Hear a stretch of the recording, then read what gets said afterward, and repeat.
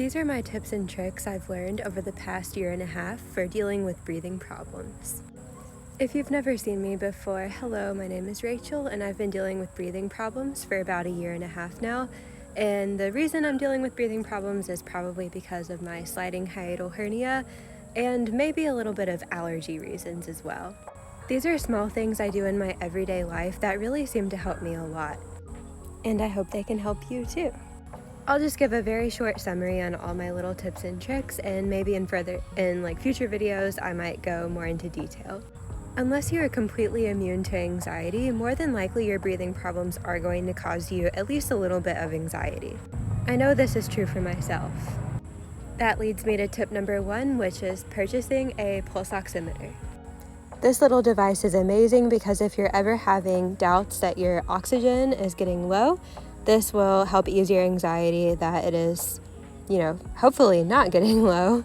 If you give it just a second, it'll tell you that my oxygen is, so it's not 66, it's 99, which my oxygen is always like 97 to 100, which is great. And if your oxygen is low, you need to know that because you do need to seek medical attention.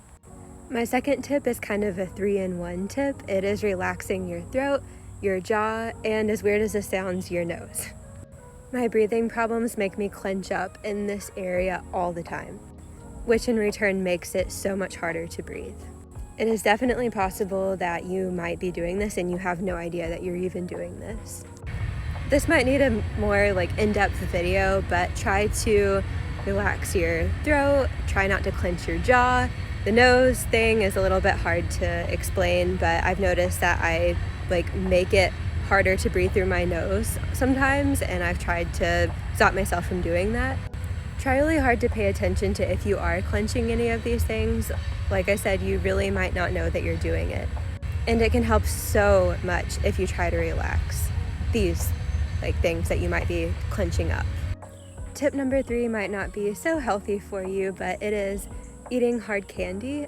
Some days, when I'm having really bad or having a really hard time breathing, this will help distract me, and they taste really good.